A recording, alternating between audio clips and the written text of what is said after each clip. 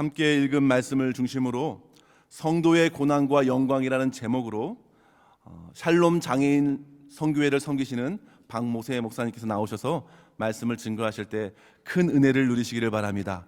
일부 예배 가운데에 참 많은 은혜를 누렸는데요, 우리 목사님께서 하나님께서 귀한 은혜의 말씀을 전해주시기를 원하면서 또 축복하면서 환영하면서 우리 목사님 나오실 때에 큰 박수로 모시도록 하겠습니다.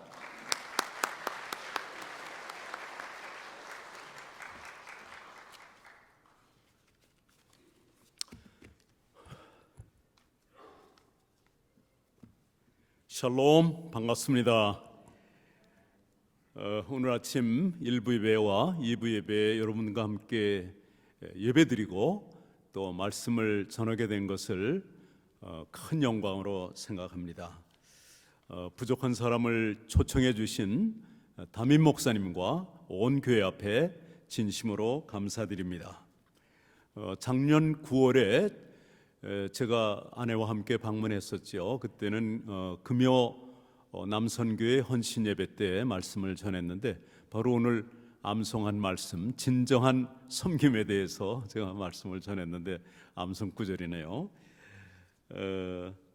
정말 유서 깊은 나성 한인교회에서 주일 예배를 드리며 또 예배의 말씀을 전하게 된 것을 정말 우리 가문의 영광으로 생각합니다. 금년 5월부터 우리 선교회를 후원해 주시는데요, 주보에 올랐습니다. 아주 영광스럽게 저희가 딱 보니까 협력 선교단체 샬롬 장애인 선교회가 올라가 있어서 얼마나 기쁜지 몰랐습니다. 나성한인교회와 가진 인연은 그래도 상당히 오래되는데 드디어 동역의 관계가 맺어져서 감사합니다. 사실 금년 들어서 저희 선교회는 저희 선교회뿐만 아니겠습니다만은 총 8개의 교회가 후원이 끊어졌습니다. 여러 가지 이유가 있죠. 교회 문을 닫는 데도 있었고, 또 성도들이 이제 고령화돼 가지고 재정이 악화돼서 끊어지는 경우도 있고, 또 안타깝게도 반 정도는 이제 분쟁을 하기 때문에 교회가 어려워져서 후원이 끊어졌습니다. 그런데 지금까지 so far 9개월 만에 드디어 한 교회가 후원을 시작했는데 바로 여러분들이 섬기는 나성 한인교회입니다. 좋은 교회입니다. 박수 한번 할까요? 할렐루야, 할렐루야. 예, 요즘 점점 사랑이 식어갑니다. 사도 바울이 말세에 고통하는 때가 오나니 사람들은 자기를 사랑하며 돈을 사랑하며, 그리고 이제 쭉 감사치 아니하고 무정하고 부모를 거역하고 이렇게 총 20가지의 말세를 살아가는 성도들의 모습이 드러나는데, 정말 자기를 사랑하고 돈을 사랑하다 보니까는 정말 더 냉랭하고 궁일 사역하기가 어려운 시대에 우리가 살고 있습니다. 그런데 이렇게 후원교회가 되어주셔서 불러주시기도 하고 또 기도로 후원해 주시는 것을 감사합니다. 잠시 기도하고 말씀 전합니다. 하나님 아버지, 감사합니다. 이곳에 나성 한인교회를 세워주시고 구원의 방주로서의 역할을 잘 감당할 수 있도록 여기까지 인도해 주신 하나님을 찬양합니다. 오늘도 우리 예배를 위해서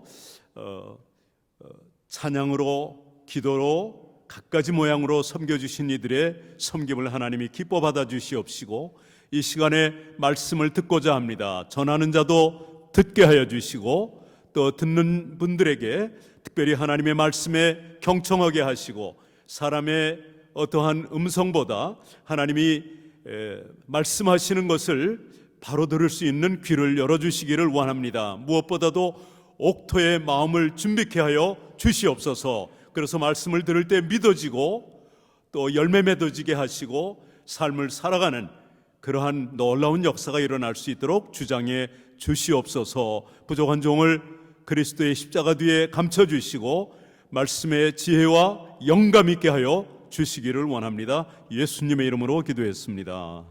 아멘.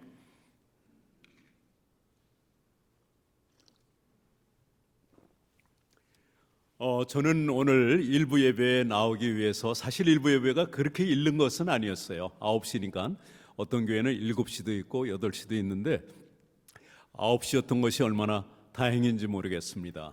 왜냐하면 저는 9시 예배에 나오기 위해서 이거 몇 시에 일어나야 되나, 평상시보다 2시간 빨리 일어났는데요, 4시 반에는 일어나야 되지 않냐 그랬더니 사모가 4시 한 45분쯤 해 그러는 거를 좀 빨리 하면 되잖아. 그래서 4시 40분에 해놓고 잤는데 전 긴장을 해서 그런지 4시에 깼어요. 그래서 4시부터 이제 좀 준비하고 4시 40분부터 아주 4시 40분 맞죠? 4시 40분부터 열심히 움직여서 8시에 집에서 출발했습니다. 저희 같은 중증 장애인 가족은 아침에 일어나서 그 집을 출발하기까지 보통 한 3시간 반 걸립니다. 여러분들의 좀 이해를 돕기 위해서 실질적으로 좀 설명을 하면은 여러분들이 화장실 아침에 일어나서 가잖아요. 가서 이제 볼일도 보고 또 양치도 하고 샤워도 하고 이렇게 옷 갈아입고 식사하고 나가기까지 몇 시간 걸리는지 모르지만은 저희가 여러분처럼 아침에 그 화장실 가서 2가지를 다 한다면은 시간이 플러스 최소한도 1시간 이상 더 걸려요. 그러니까 여러분처럼 아침마다 일어나서 바깥에 나간다면은 4시간 반의 시간이 걸립니다. 3시간 반 정도 매일 아침 걸리는데 그것이 제 아내뿐만 아니라 중증 장애인들의 어려움이라고 할 수 있어요. 사실 고난이 여러 가지 있죠. 고난이 없는 사람이 어디 있겠어요. 크고 작은 것, 심지어는 연세가 많이 드시는 것도 결국은 고난이더라고요. 그죠? 몸이 불편해지고 여기저기 아프고 또 암과 같은 그런 그 불치의 병도 생기게 되고 아픔이지만, 장애인들이 불쌍한 것은 한번 뭐 죽거나 뭐 이러면은 시간이 가면 좀 잊어버릴 텐데, 중증 장애인들은 그것이 유지된다는 것입니다. 계속 제 아내가 이렇게 사고를 당한 것은 정확하게 30년이 지났습니다. 1989년 8월 14일에 광복절이 이제 화요일이었고요. 월요일 날 저녁에 저희들이 이제 캠핑을 떠나게 됐는데, 저는 일을 하니까 회사에 나가서 일하고 일 마치고 캠핑장에서 만나기로 했어요. 그런데 아무리 찾아봐도 없는 거예요. 아주 무서운 생각도 들고, 나중에 보니까 먼저 떠났는데, 아이들 데리고 떠났는데 지방도로 1차선에서 반대편에서 달려오던 대형 버스가 중앙선을 침입해가지고 정면 충돌한 거예요. 이 정면 충돌로 인해서 그 승용차에 타고 있던 우리 두 아이들은 당시 11살, 9살인데 천국에 갔고요. 벌써 30년이라는 세월이 지났네요. 그리고 제 아내는 머리끝부터 발끝까지 정말 중상을 입었지만 설상가상으로 경추에 치명상을 입었어요.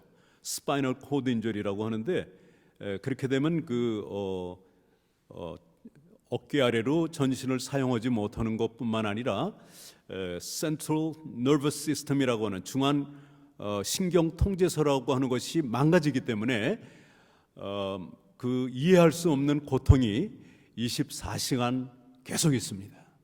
단지 깊은 잠을 잘 때만 그 통증을 느끼지 못하지요. 늘 통증이 있는 거예요. 페인킬러, 진통제를 먹어도 그저 한 10%, 20%도 안 된대요. 20%는 좀 도움이 되냐면 한 10% 정도 도움이 된다고 해요. 너무 잠 못 잘 때는 이제 매일 하나씩 먹는데, 그거 가지고도 해결이 안 되는, 그러나 만지면 뭐 가슴을 만져도 손을 만져도 아무 감각이 없죠. 이런 중증 장애인의 아픔들이 있습니다. 아까 말씀드린 대로 심지어는 그 대소변도 보질 못하죠. 그래서 방광에다가 캐티더라고 하는 가는 그 고무줄을, 호스를 끼워놔 가지고 24시간 소변이 흘러내려요. 그래서 다리에다가 찼다고 해가지고 렉백이라고 부르고, 또 야간에는 많이 보니까 소변을 2000cc짜리 나이트백을 달고 그렇게 살고, 대변은 매번 관장을 해야 되는 그러한 아픔이 있습니다. 여러분, 이 말씀을 드리는 것은 감사할 조건을 찾으면은 어려운 가운데에서도 감사할 것이 많이 있다는 거예요. 저희들은 저희 나름대로 감사할 것이 너무너무 많아요. 근데 그것을 다 말씀드릴 수는 없고, 최소한도 연세 드신 분들도 내 힘으로 내 다리로 걸어서 화장실을 갈 수 있다는 것, 또 샤워를 할 수 있다는 것, 양치하고 옷을 내가 입고 치장을 할 수 있다는 것은 여간 축복이 아닙니다. 제가 아무리 제 아내를 머리끝부터 발끝까지 잘 도와주고, 또 교회 갈 때는 머리도 빗어주고 루즈도 발라주고 하지만은 내 손으로 한 것처럼 그렇게 편안하지는 않겠죠. 그래서 내 몸이 자유롭다고 하는 것, 그거 하나만도 여러분들은 감사할 조건이 있다는 것을 믿으시기 바랍니다. 아멘 소리가 일부보다 적어요. 비교가 되네요. 왜 그러죠? 제가 오늘 설교 제목을 성도의 고난과 영광이라고 했습니다. 한번 따라해 볼까요? 성도의 고난과 영광. 시작. 성도의 고난과 영광. 신앙생활은 그야말로 고난과 영광이 본질이 아닌가 하는 생각을 해봅니다. 우리가 좀 어려운 일을 당하면은 로마서 8장 18절을 종종 암송을 합니다. 생각한데 현재의 고난은 장차 우리에게 나타날 영광과 좋게 비교할 수 없도다. 그래가지고 위로를 받아요. 맞는 말씀입니다. 그러나 그 앞절을 이렇게 문맥적으로 보면은 자녀이면 또한 후사, 하나님의 후사요, 상속자요, 그리스도와 함께한 상속자니 그와 함께 그리스도와 함께 영광을 받기 위하여 고난도 받아야 될지니라. 그러니까 그것은 고난이 없으면은 영광도 없다는 말씀이고, 또 누구든지 나를 따라오려거든 자기를 부인하고 자기 십자가를 지고 나를 따르라고 이렇게 하신 말씀. 다시 말하면은 신앙생활, 제자의 도는 고난이 필연적으로 따른다는 그런 말입니다. 그러나 우리는 영광은 바라보면서도, 영광은 추구하면서도, 축복은 추구하면서도 고난은 no thank you, 그런 모습들을 좀 보게 됩니다.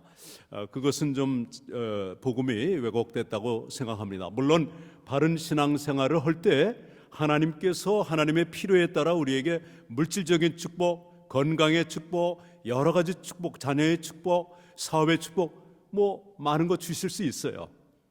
그건 결과로서 나타나는 것이지, 이렇게 하면은, 예수 믿으면은 건강합니다, 또 좋은 대학교 갑니다, 만사형통입니다 하는 것은 바른 복음이 아닙니다. 나성하는 교회는 워낙 신앙이 솔깃한 것으로 잘 알려졌기 때문에 저는 그런 오늘 강해 설교나 그런 부분은 하지 않고 오히려 간증 설교를 좀 하려고 합니다. 여러분, 쉽게 생각하면은 운동선수가 있다고 하자고요. 운동뿐만 아니라 예능이나 모든 것이 그렇죠. 과학도 그렇고. 그런데 선수의 영광, 챔피언이 된다든가 우승한다든가, 근데 거저되는 게 아니잖아요. 내가 훈련을 받지 않고 내 희생을 하지 아니하고 피땀 나는 노력을 하지 않고 나는 우승할 거야, 챔피언십을 딸 거야 생각한다면, 그 영광만 바라본다는 그것은 정말 있을 수 없는 얘기잖아요. 마찬가지로 우리 성도도 그렇습니다. 영광 영광 할렐루야 부르지만은 이 고난을 통과하고 고난 속에서 승리하지 못한다면은 영광도 보장된 것이 아닙니다. 물론 믿음으로 구원은 받지만은 우리가 그 큰 영광에 들어갈 수가 없는 것입니다. 그래서 오늘 저는 고난과 영광에 대해서 특별히 좀 깊이 있게 말씀을 나누려고 합니다. 고린도후서 14장 7절에 보니까요, 17절에 보니까 우리의 잠시 받는 환난에 경한 것이 이 땅에서 70년, 80년, 100년의 삶, 그 동안에 받는 환난이라고 하는 것은 가벼운 것이라는 거예요. 뭐에 비하면은, 지극히 크고 영원한 영광의 중한 것에 비하면은 이거는 세 발의 피라고 하는 것이죠. 우리 인생은 정말 짧습니다. 그런데 그 짧은 7, 80년, 건강하면 7, 80년이죠. 물론 또 건강하면은 8, 90세도 살아드리는데 오늘 권사님 두 분 소프라노하고 알토 하신 권사님들 일부에도 찬양하셨는데 이분은 아까 설교 들으셨으니까 나가신 것 같아요. 예, 잘하셨습니다.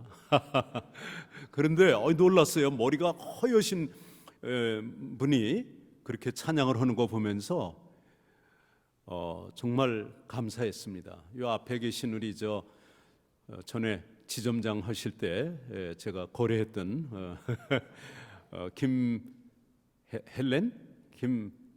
김혜숙 권사님 아직 멀었습니다. 아직 앞으로 30년은 더 찬양대 하셔야 될 거예요. 아직 멀었어요. 그리고 홍두환 집사님이 난 찬양 그렇게 잘하는지 몰랐어요. 일부 때는 그 테너 하신 분이 있는데 이분은 세더라고요. 그냥 1부, 2부 다 베이스 하시는 거예요. 잘하니까 그렇게 한 거죠. 그래서 이렇게 연세 드신 분들이 찬양하는 건 너무너무 아름답습니다. 모세, 하나님의 사람 모세가 쓴 유일한 시편이 있습니다. 모세의 기도라는 제목으로 쓴 시편이 있는데 90편 10절에 보면 이런 말씀이 있죠. 사람의 연수가 70대요 강건하면 80대일지라도 그 연수의 자랑은 수고와 슬픔뿐이니 수고와 슬픔뿐이요 신속히가니 우리가 날아가나이다 그랬어요. Yet their pride is but labor and sorrow. 우리가 오래 살았다는 것, 건강했다는 것, 이것은 돌이켜보니까 인생은 하나의 수고뿐이고 슬픔뿐이다. 게다가 얼마나 빨리 가는지 몰라요. 엊그제 같은데 여러분들 금방 80대 됐죠? 또 90대 되신 분도 있고 저도 내년이면 만 70이 됩니다만은 정말 마음은 막 30대 같고 마음은 안 늙는 것 같아요. 네, 이제는 머리가 허여니까 사람들이 축도시키려고 그러더라고요. 그런데 이렇게 그럼에도 불구하고 말씀 전해달라고 부탁하는 교회가 있어서 제가 얼마나 젊어졌는지 모릅니다. 불교에서는 인생을 그래서 뭐라고 그래요? 고해라고도 이렇게 말하는데 우리 성경에도 그런 말씀이 있어요.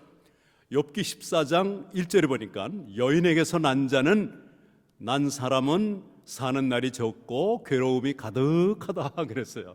여기 혹시 여자에게서 나지 않은 분 남자 있습니까? 전부 여자한테서 났습니다. 여러분이 남자건 여자건 즉 이 세상에 사는 모든 사람들 모든 인생은 괴로움이 가득하다고 이렇게 기록이 되어 있습니다. 뿐만 아니라 우리 주님께서 요한복음 16장 33절에 세상에서는 너희가 환난을 당한다. 아마 문법적으로 보면은 전치사구가 뒤로 가야 되겠죠. You have tribulation in the world. 그렇지만은 앞에 들어가 있어요. In the world you have tribulation. 세상에서는 너희가 환난을 당한다. 그러니까 이 땅에서는 고난이 있다는 거예요. 크고 작은 고난이 있어요. 혹시 나는 아직까지 고난이 없었어 하시는 분들 고난이 올지도 모릅니다. 그러나 오늘 말씀을 통해서 은혜 받으면은 그 고난도 영광이 될 줄 믿습니다. 우리 신앙생활은 고난이 없는 삶, 고난이 피해가는 삶, 그 기복신앙이라고 하죠. 그게 아닙니다. 우리 신앙생활은 고난 가운데 승리하는 삶, 그것이 신앙생활이라고 생각합니다. 성경 신구약 66권을 통틀어 볼 때 우리 신앙생활과 고난은 아주 깊은 관계에 있습니다. 이 고난 통과하지 않은 그러한 하나님의 종들이 별로 없어요. 제가 보기엔 이삭 정도고 뭐 아브라함부터 시작해가지고 족장들 야곱이며 뭐 어디 고난 당하지 않은 하나님의 사람들이 어디 있겠습니까? 그러니까 이러한 연단은 당연한 것으로 여기고 살아간다면은 여러분들의 신앙이 힘이 있고 그리고 능력 있는 신앙생활 살고 하나님의 영광을 보며 많은 사람들에게 영향을 끼치는 그러한 분들로 쓰임 받을 줄 믿습니다. 좀 더 세게 얘기하면은요, 하나님의 사람 모세만큼 하나님의 영광을 많이 본 사람이 어디 있겠어요? 40주야를 시내 산에서 이렇게 그 십계명을 받기도 하고 2번씩이나 그랬죠. 그 외에도 출애굽할 때 그 많은 하나님의 기적과 이사를 경험한 하나님의 영광을 본 그였는데 얼마나 고통이 많았는지 몰라요. 모세의 고통은 자기 개인적인 그러한 고난이 아니었습니다. 그의 고난은 중보자적인 그러한 고난이었습니다. 즉 하나님과 목이 곧은 이스라엘 백성 사이에서 그 고통하는 모습을 우리는 봅니다. 오직 열받았으면 그 40주야 하나님과 함께 있으면서 받은 그 돌판을 내리 던질 정도로 그냥 혈기가 나고 그렇겠어요. 근데 우리 모세의 이러한 그 기도가 생각이 납니다. 출애굽기 33장 18절.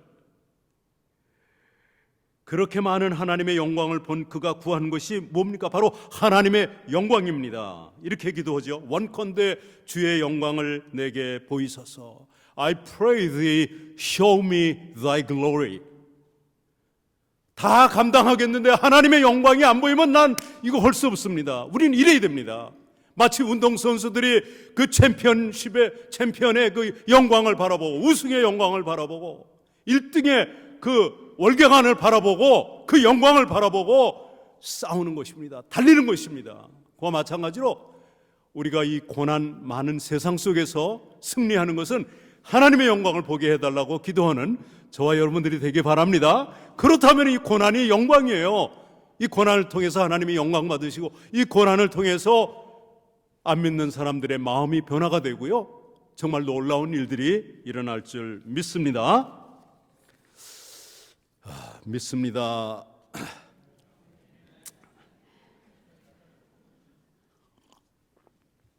나는 나성하는 교회에 대해서 굉장히 인상이 좋거든요. 아름다운 성전, 또 우리 성도님들의 그 참 묵직한 신앙, 아주 썰릿한 신앙에 점잖함이 있습니다. 아주 복음적으로 바르선 교회고 성도님들이세요. 그런데 한 가지 부족한 게 있습니다. 딱 한 가지 지적해 드릴까요? 바른 말 하면 싫어하더라고. 예? 연세 드신 분들이나 안 드신 분들이나 바른 말 하면 싫어하는데 저 언제 또 불러주시겠어요? 그냥 제가 오늘 여러분들이 반응이 없으면은 설교가 길어질지 몰라. 왜냐? 1부는 2부 때문에 제가 조심해서 짧게 했지만 이후에는 아무 순서가 없대네요. 예. 그러니까 뭐 알아서 하세요. 저는 그렇게 생각합니다. 우리 기독교 신앙은 정말 표현하는 신앙입니다. 예? 범사에 감사하라고 그랬어요. 항상 기뻐하라고 그랬어요. 근데 여러분들 얼굴에 기쁜 것 같지가 않습니다. 많은 고난을 당한 저보다 덜 기뻐하는 것 같은데 이 점잔을 좀 내려놓으시고 우리 어린아이처럼 정말 아멘 받고 그렇습니다. 속으로 해도 좋아요. 그러나 할 수 있으면 제가 아멘 그러면 같이 아멘도 하고 이러면 얼마나 좋겠어요. 그러니까 1부에는 막 힘이 났는데 2부에는 자꾸 끊어지려고 그래. 그러면 길어지는 거예요. 물도 더 자주 마시게 되고. 자, 말이 길었습니다. 자, 고난과 영광의 관계는 충분히 이해하셨죠? 그래, 다 이해했습니다. 그런데 so what? 그래서 어떻게 하자고? 이 어려움 이거 누가 해결해 줄 거야? 어떻게 내가 이 고난에 대처할 거야? 아주 실질적인 말씀을 제가 한 5가지로 나누겠습니다. 자, 우리가 고난 가운데 승리하려면은, 고난을 잘 극복하려면은, 고난에 잘 대처한다면은 어떻게 살아야 될 것인가? 첫 번째 한번 따라해 볼까요? 고난을 당연히 여겨라. 시작. 아까보다 굉장히 좋아졌어요. 근데 저 뒤에서는 아직도 조금 약해. 다시 시작. 고난을 당연한 것으로 여겨라. 본문 오늘 보니까 그렇게 말씀 나와 있죠.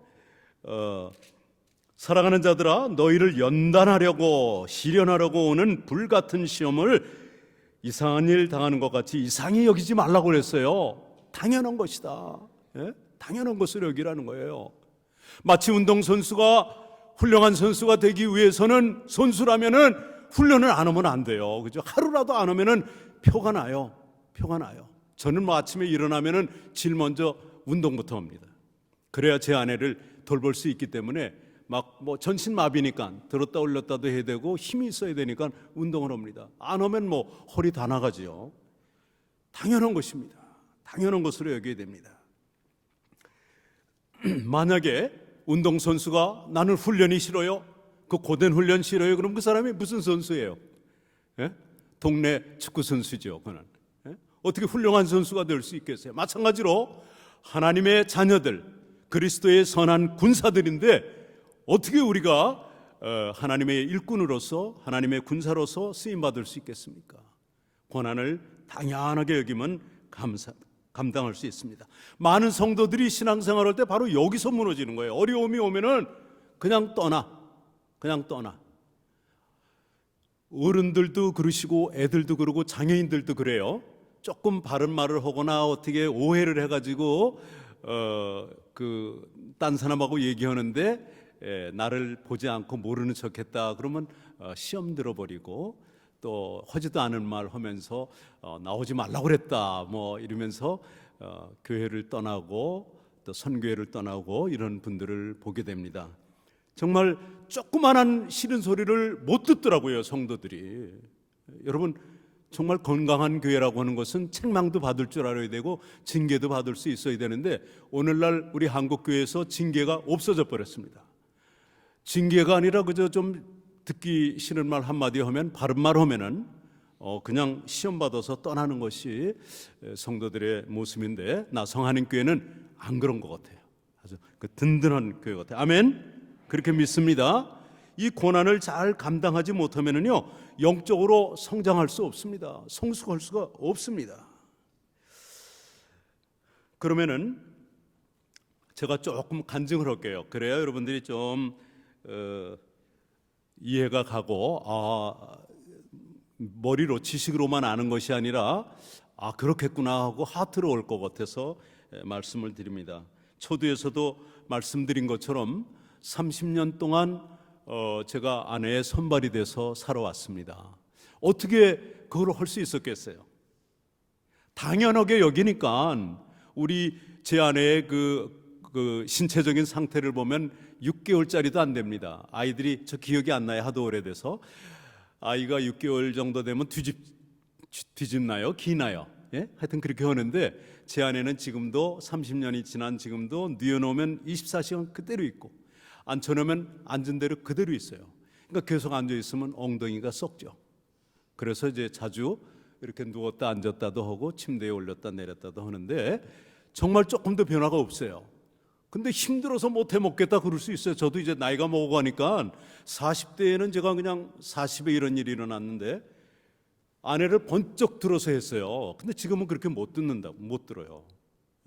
그 들다 보면 다치죠. 근데 지금도 여전히 할 수 있는 것은 당연하게 여기기 때문에 그래요. 저렇게 전신마비 장애인이 되면은 당연한 거 아니겠어요? 누군가가 해줘야 되지 않겠어요? 당연하다고 여기니까는 지금까지 할 수 있는 것이고, 앞으로도 이것이 당연하다고 생각했기 때문에 이 어려움을 감당할 수 있는 것입니다. 사실 저보다도 본인은 얼마나 힘들겠어요. 피아노를 전공하고 교회에서 반주자로 쓰임을 받았는데 내 손가락 하나도 사용할 수 없으니 아무것도 할 수 없잖아요. 뭐 가려워도 긁을 수가 없고, 그게 제일 큰 고통이라고 그래요. 밤에 입을 쏙쏙 추우니까 또 집어넣어 주는데 콧구멍이 가렵고 감각이 있는 데는 못 가지거든요. 근데 이거 가려운 것을 어떻게 해결할 수가 없는 거예요. 참다 못하면 저를 깨죠. 그러면 여기 가려 저기 가려 해가지고 긁어주는데 얼마나 힘들겠어요. 이것을 당연하다고 여길 때 우리는 고난을, 어떤 고난이 오더라도 저희들은 감당할 수 있습니다. 참으로 감사한 것은 제가 365일 쉬는 날이 없습니다. 하루도 쉬는 날이 없어요. 물론 휴가를 1년에 한 2번에 나눠서 한 일주일 정도 가는데, 여름에 한 번, 겨울에 한 번 가는데, 휴가를 가면은 더 고생해요. 지난 8월 말에도 산타바바라를 2박 3일 갔다 왔습니다만, 아무리 좋은 호텔이라고 하더라도 호텔의 침대는 다 고정이 돼 있잖아요. 조금 높건 낮건 고정이 돼 있어요.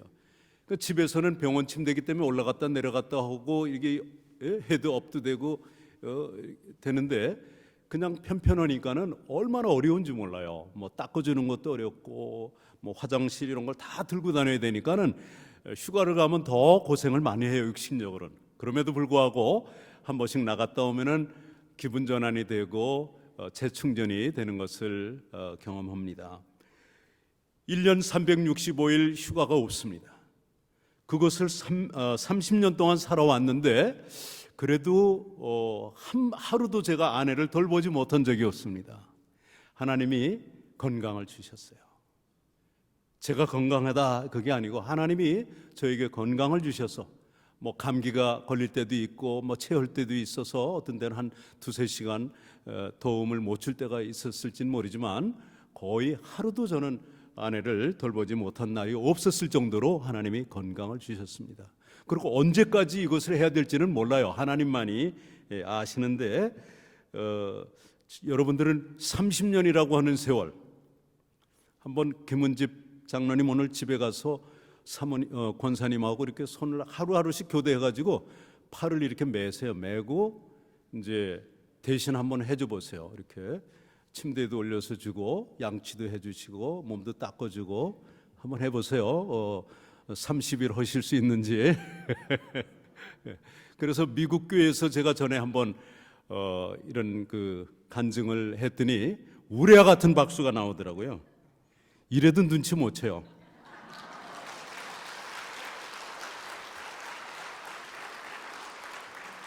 여러분들이 얼마나 이렇게 감정에 메말랐는지 그 쉬운 일 아닙니다. 제가 이제 42년 반 됐어요. 결혼한 지는. 근데 이렇게 아내의 손발이 돼서 살아온 것은 30년이에요. 그 30년을 변함없이. 우리 장애인들 중에는 삐딱한 사람들이 있어요. 어려서부터 장애를 입은 분들 중에는 또 많은 장애인들이 결혼을 못 하잖아요. 어떤 예쁜 장애인이 한 분이 있었습니다. 아주 미술대학 미대를 나오기도 하고, 근데 그 아픔이 있어요. 그 장애 때문에 가족 가운데서도 아픔이 있고 또 직장에서도 시험에 합격했는데 면접 보니까는 장애인이거든.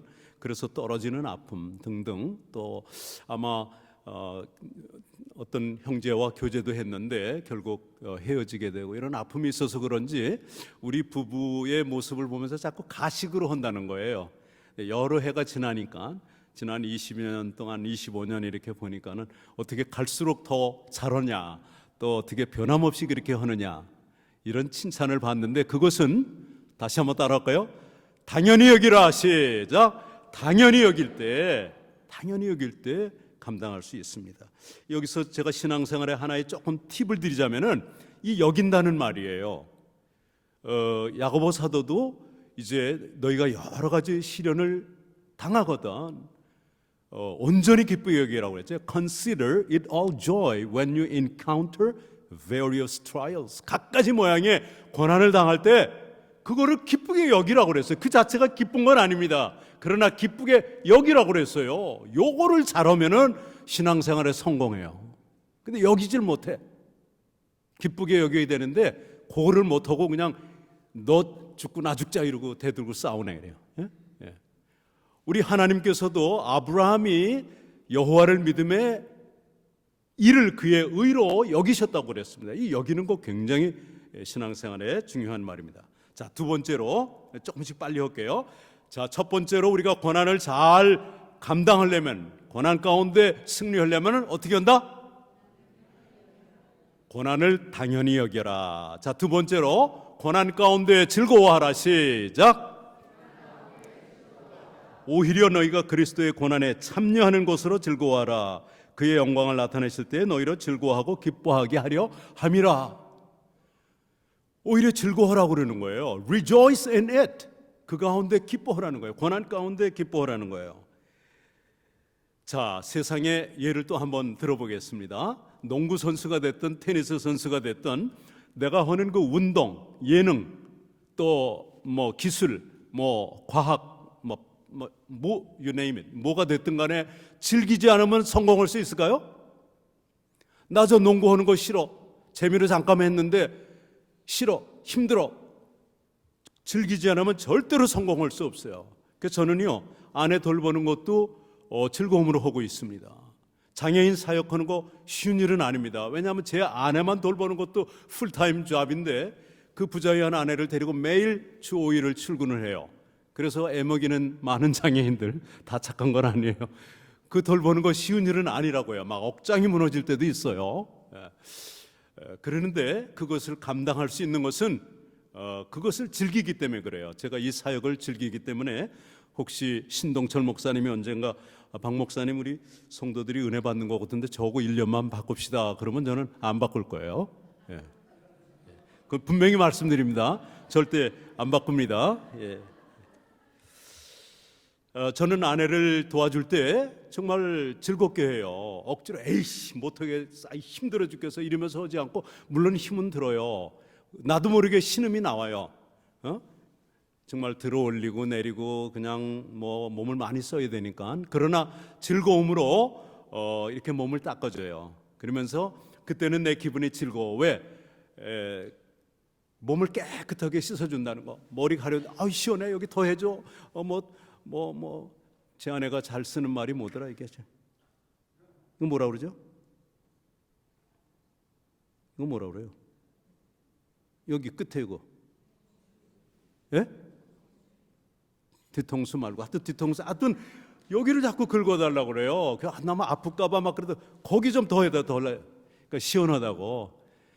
그 긁어주고 닦아주고 발가락 새까지도 깨끗하게 닦아주고 나면은 저도 기분 좋고 또 제 아내는 느낌은 없지만 시원하대요. 수고했어 고마워 이런다고요. 예. 그러니까 이거 서로 주거니 받거니 해야 되는 거예요. 그냥 계속해서 받기만 하는 게 아니라 제 아내는 저한테 감사라고 하는 그런 반응을 해줘요. 기뻐하고 정말 참 남편에게 그 고마운 마음을 어찌 표현할지 몰라 해요. 서로 주거니 받거니 있어야 돼요. 말씀을 전하면은 듣는 사람 주거니 받거니 있어야 돼요. 그래야 빨리 끝나요. 자, 왜 즐거워해야 되느냐? 그 자체는 힘들고 어려운 거지만은 한번 볼까요? 그리스도의 고난에 참여하는 것으로 여겨주시기 때문에 우리는 즐거워하는 거예요.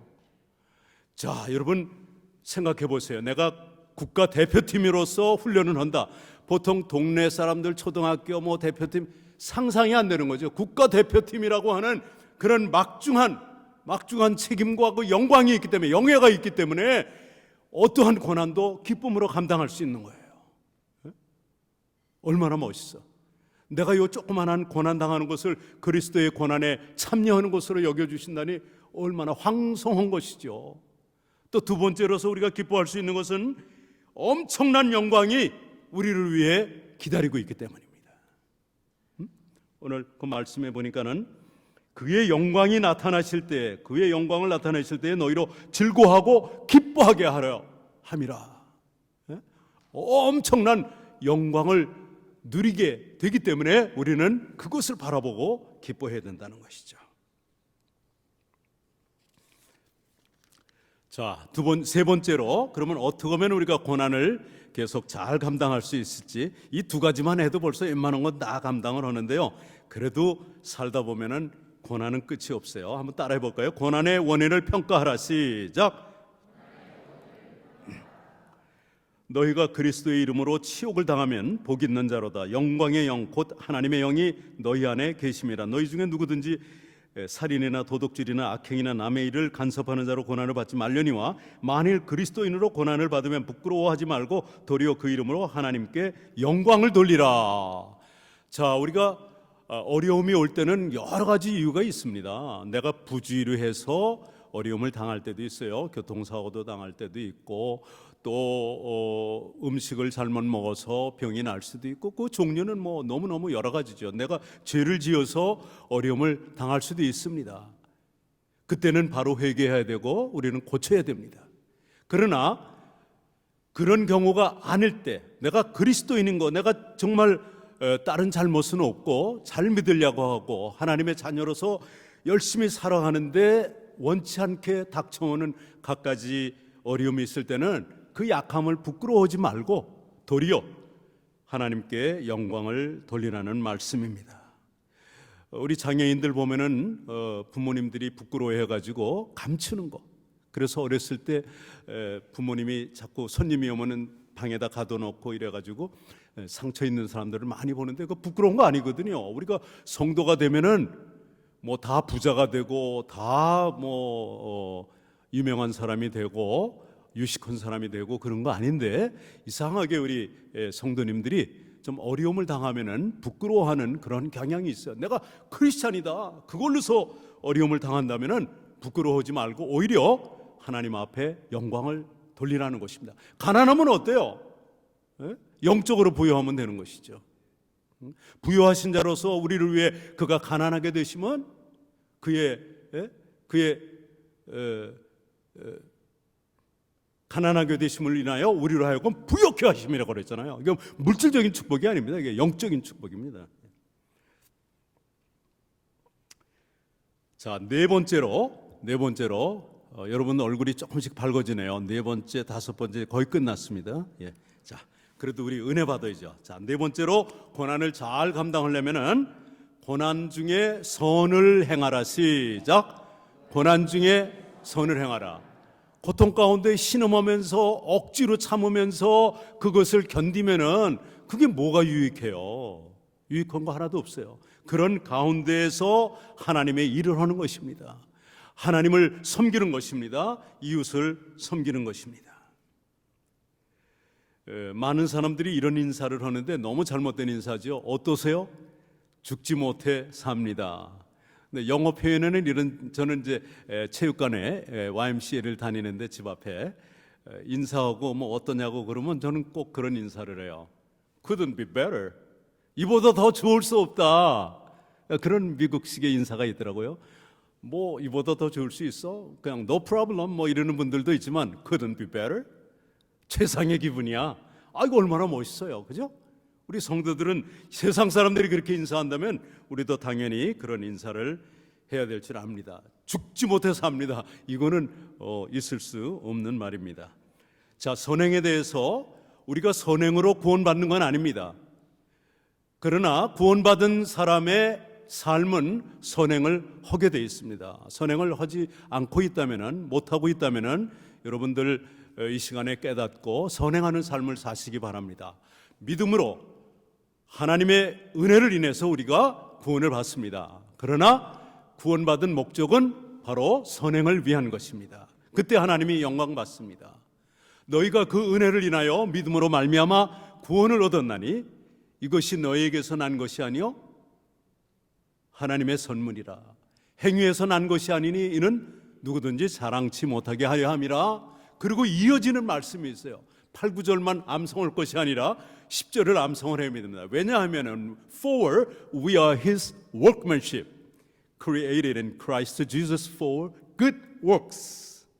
왜냐하면 우리는 그의 만드신 바라 그리스도 예수 안에서 선행을 위해서 창조되었나니. 왜 구원을 하나님이 주셨습니까? 선행하라고요. 이웃을 사랑하라고요. 우리 속담에 쌀떡에서 인심이 안 되는 그런 말이 있는데 꼭 있을 때만 우리가 할 수 있는 건 아닙니다. 제가 이렇게 국률 사역을 오래 하다 보니까 이런 분들을 좀 만납니다. 내가 목사님을 좀 일찍 만났더라면은 뭐 참 많이 후원했을 텐데 이런 표현들을 하시는데 저는 그렇게 생각합니다. 과부의 그 두 렙돈을 보고 가장 많은 헌금을 했다고 예수님이 칭찬하신 것처럼 하나님은 지금도 액수를 보시는 것이 아니라 중심을 본다는 사실입니다. 여러분, 선행은 무척 중요합니다. 아마 작년 9월에 제가 여기 헌신 예배 왔을 때도 요거는 아마 설명을 했을 것 같아요. 우리 성도의 두 가지 행실의 책임이 있습니다. 첫 번째는 성화입니다. 이것은 모든 성도가 하나님 앞에 행위의 책임입니다. 거룩해져야 됩니다. 내가 거룩하니 너희도 거룩할지어다. 성화가 되어야 됩니다. 성화가 된 만큼, 이 땅에서 성화가 된 만큼 천국에서 영광을 누리기 때문입니다. 이 땅에서 선행을 한 만큼 우리가 천국에서 영광 가운데 거하는 것이지, 이 땅에서는 그냥 교회만 열심히 다니고 교회 프로그램만 열심히 했기 때문에 뭐 귀도 커지고 뭐 머리도 이만해지고 했는데 행함이 없다면은 천국에 가서 상 받을 일이 없을 것 같아요. 자만 몇 장 몇 절인지는 생각이 잘 안 나지만 혹시 16장 17절인지 모르겠어요.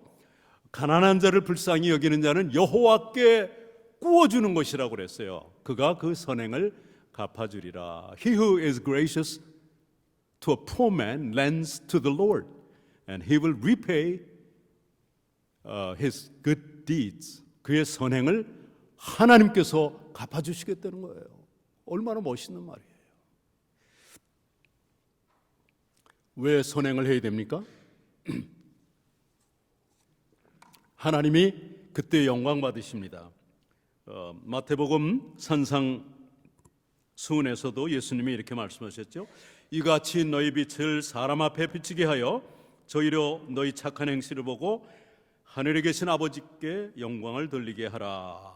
그렇게 말씀하셨습니다.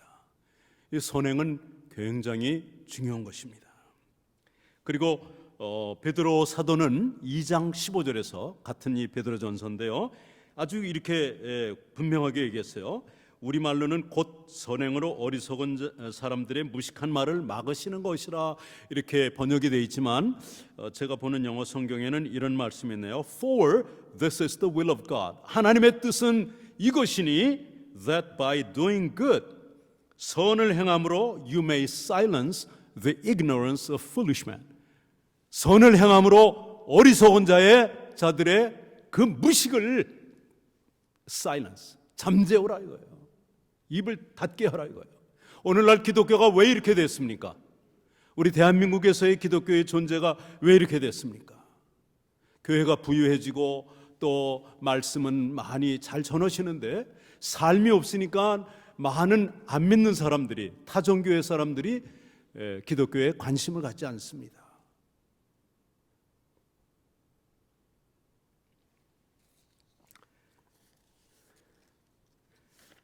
보통 사람들이 모두 평안할 때, 내가 건강하고 젊고 힘이 있고 할 때는 좀 선행을 그나마 좀 하는데 어려우면 안 하는 경우가 있어요.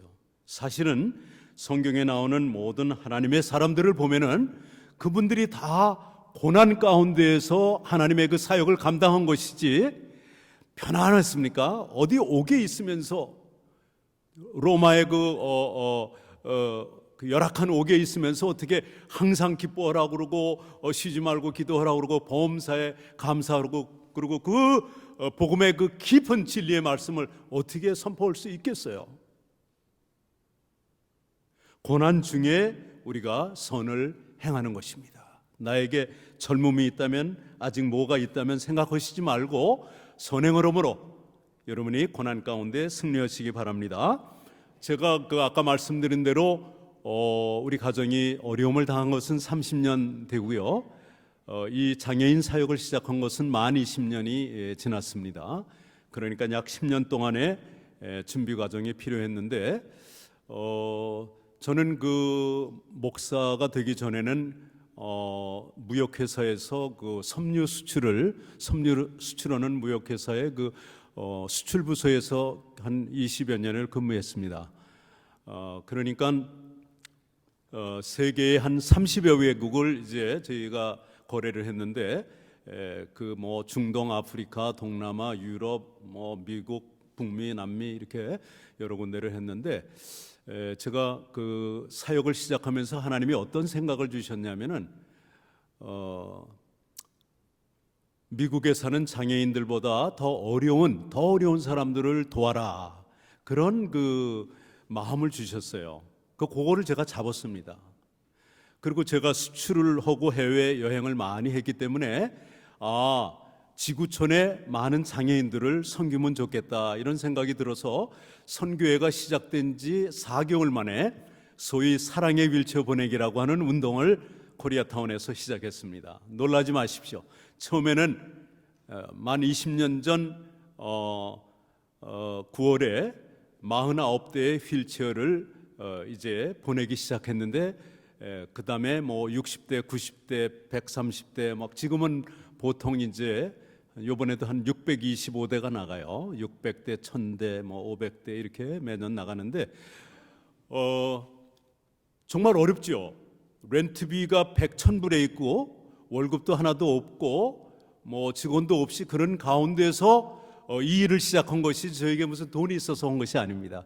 믿음 하나 가지고 했는데 선행을 하겠다 생각을 하니까 하나님께서 더 큰 데로 보내주셨어요. 그래서 1,000불 렌트비하다 2,000불 하고 그다음에 7,000불 렌트하다가 그다음에 드디어 7년 전에는 현재의 건물을 창고를 싸게 주셔서 리모델 해가지고 아름답게 사역을 하고 있는데 이제 이번 수요일 날 저희는 제42차 사랑의 휠체어 보내기를 합니다. 그리고 지금까지 약 6만 한 3천여 명을 도왔는데 요번에 2,265명 정도 돕는 물량이 나가요. 아프리카 우간다와 그리고 중앙아시아 키르기즈스탄 그리고 처음으로 남미의 파라과이에 나가는데 이름으로써 6만 5천 명의 장애인들을 실질적으로 도와주고 그리고 효과적으로 복음을 전하는 그 사역에 쓰임 받고 있습니다.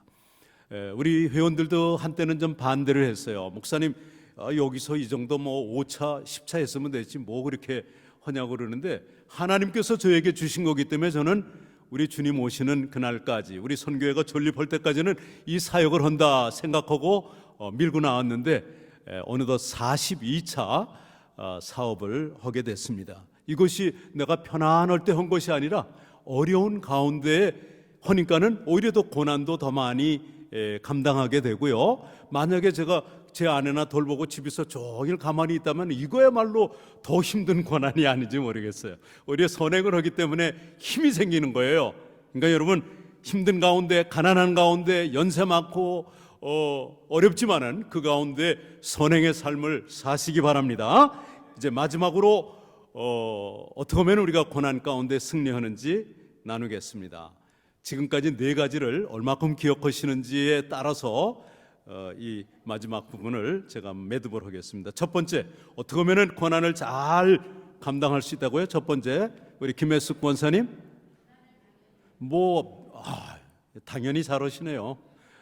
옛날이나 지금이나 변함이 없으십니다. 감사합니다. 죄송합니다. 이름을 불러드려도 용서하십시오. 아는 사람이 없어요, 제가. 고난을 당연한 것으로 여기라. 자, 두 번째로 고난 가운데 즐거워하라. 여러분 정말 조용하지만 정말 잘 들으셨네. 일부보다 더 대답을 잘하셨어요. 이거는 고난 가운데 즐거움은 이건 승리하는 거예요. 제가 사실 오늘 너무 일찍 일어나서 좀 피곤하지는 하지만 그래도 괜찮아요. 그렇게 몰골이 뭐 나쁘진 않습니다. 왜? 고난 가운데 늘 즐거워하니까 사람들이 내 나이를 안 봐요. 여기서 다음에 올 땐 좀 염색을 하고 올까? 고난 가운데 즐거워하니까는 감당하네요. 그래서 제 아내를 준비시킬 때 뭐 짜증나고 하는 게 아니에요. 이렇게 저렇게 하고 어떻게 보면 이쁘게 해주거나 뭐 머리도 여기다가 핀 꽂아주고요.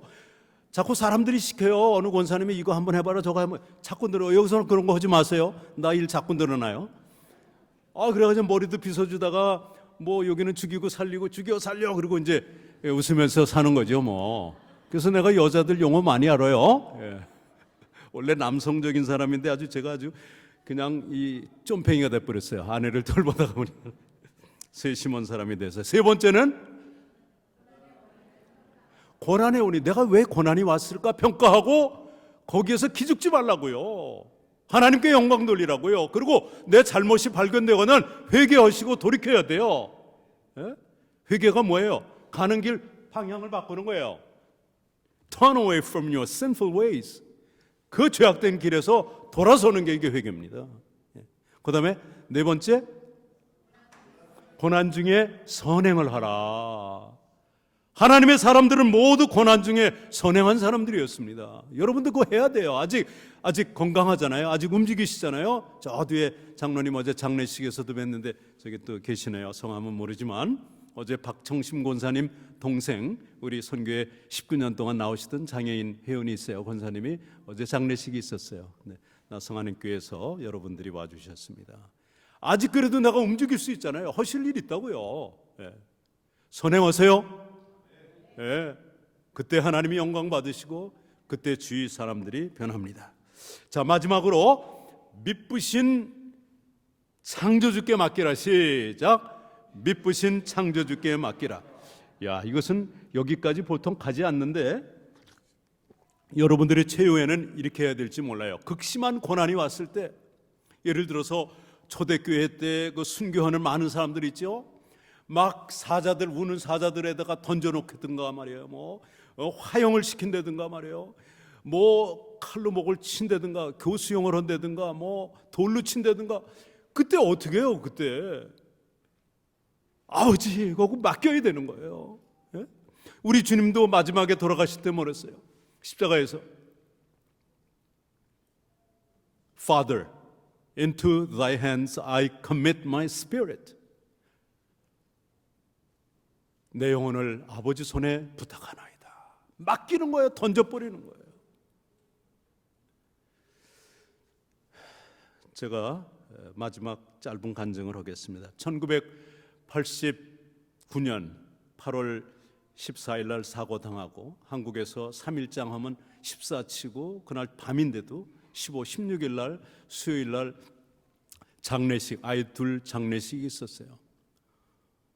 정말 이렇게 기가 막힐 때가 있나. 멀쩡한 가정에 신앙생활 열심히 잘하고 성가대 주의자하고 반주자하고 봉사라고 하면은 아주 1등 가라고 2등 가라고 그러면 서러울 정도로 했는데 왜 이런 일이 우리 가정에 오나. 정말 정신을 잃을 것 같더라고요. 근데 아이들 장례식이니 어떡합니까? 그 잠이 들어서 이제 쉬고 있는데 갑자기 제가 병실에 하나 얻어가지고 자고 있었거든요. 막 문을 두드리는 거예요. 다급한 간호사의 소리가 들려왔습니다. 보호자 빨리 나오세요. 큰일 났어요. 이러는 거예요. 아니 제 아내한테 큰일 났다 그러면 그거 뭐예요? 처음에는 그 죽었다고 흰 시트를 응급실에 씌워놨더라고요. 근데 나중에 보니까 숨 쉬는 거가 돼가지고 이렇게 중환자실로 옮겼는데 이제 제 아내에게 큰일 났다는 것은 죽는 것밖에 없는 거예요. 우리 가족들은 막 벽에다 대고 중환자실 그 벽에다 대고 막 살려달라고 기도를 하고 그러는데 교인들도 저는 정작 기도가 안 나오는 거예요. It's too late. 내 생각에 늦었어요. 하나님도 어떻게 올 수가 없어요. 왜냐하면 숨을 이렇게 몰아쉬는 거예요. 운명하는 분들을 제가 몇 번 본 기억이 있는데 숨을 운명하시기 전에 몰아쉬더라고요. 다 그렇게는 안 가실지 모르지만 그걸 봤기 때문에 이제는 그저 몇 분의 문제, 몇십 초의 문제구나. 기도가 안 나와요. 살려달라는 기도가 나오지 않아요. 그래서 저는 대신 이런 기도를 한 것 같아요. 하나님 모르겠습니다. 왜 이런 일들이 일어나는지 모르겠습니다. 그러나 내가 아내를 사랑하는 것보다 하나님이 제 아내를 더 사랑하는 줄 믿습니다. 범사에 감사하라고 그랬는데 주님 사실 제 마음은 그랬어요. 입으로는 감사합니다 그랬는데 제 속으로는 이해가 안 갑니다. 그러나 하나님의 명령이 감사하는 것이니 감사합니다. 그리고는 제가 쓰러져 버렸어요. 절도한 것 같아요. 그리고 나중에 깨서 보니까는 이렇게 산소호흡기를 달고 전엔 산소호흡기 안 달았어요. 산소호흡기로 연명을 하게 돼서 그 다음에 이제 이렇게 회복이 되고 몇 년 병원에 있었죠. 잠언 16장 1절의 말씀이 생각이 났습니다. 마음의 계획은 사람에게 있어도 말의 응답은 여호와께로 말미암느니라. The plans of the heart belong to man. 사람의 마음은 계획은 사람에게 있어요. But the answer of the tongue is from the Lord. 그러나 말의 응답은 여호와께로서 말미암는다.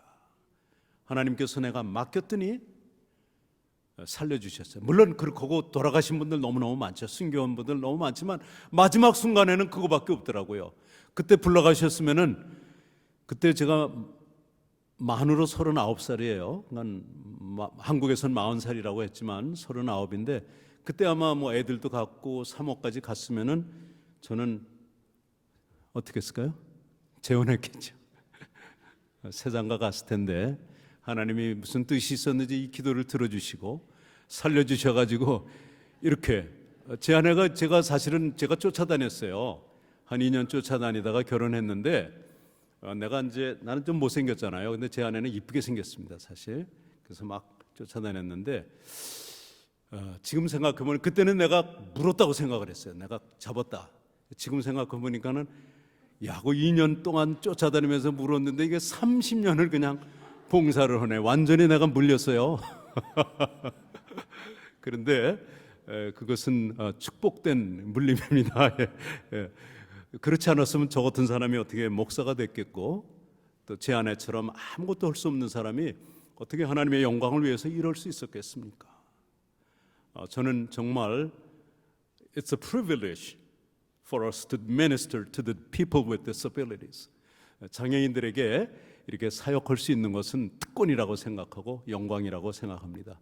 여러분들 교회가 이제 우리 선교회 또 후원 교회가 되어 주셨으니 생각이 날 때 기도해 주시고 또 참여해 주시면은 저희들이 지구촌에 하나님의 형상대로 지음 받았지만 사회로부터, 가족으로부터, 친구들로부터 소외되고 또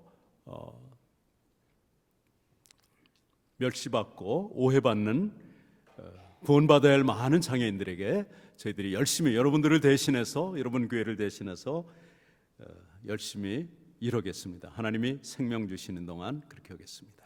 기도하겠습니다.